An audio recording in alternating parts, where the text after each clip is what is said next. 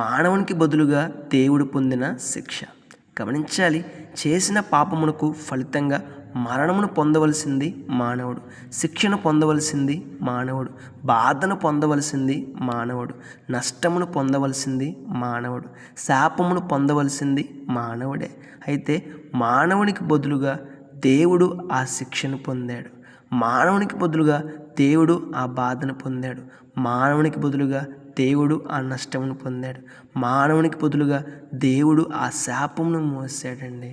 ఇంతకీ ఎవరా దేవుడు? ఆ దేవుడే మన ప్రభువైన యేసుక్రీస్తు. తండ్రి అయిన దేవుడు తన కుమారుడైన యేసుక్రీస్తు ప్రభువారిని ఈ లోకానికి మానవుడిగా పంపించారు. 33 సంవత్సరాలుగా ఈ లోకంలో మానవుడిగా జీవించిన యేసుక్రీస్తు ప్రభువారు మానవులందరి పాపమును తనపై వేసుకొని మానవుడు పొందాల్సిన శిక్షను, బాధను, నష్టమును, శాపమును ఆయన పొందుకున్నాడు. మానవులందరినీ విడిపించాడు.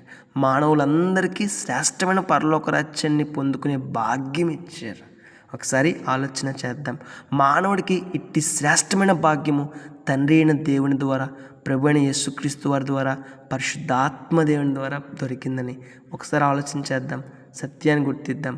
యేసుక్రీస్తు ప్రభు వారిని విశ్వాసం ఉంచుదాం. శ్రేష్టమైన పరలోక రాజ్యాన్ని పొందుకుందాం. Happy good Friday.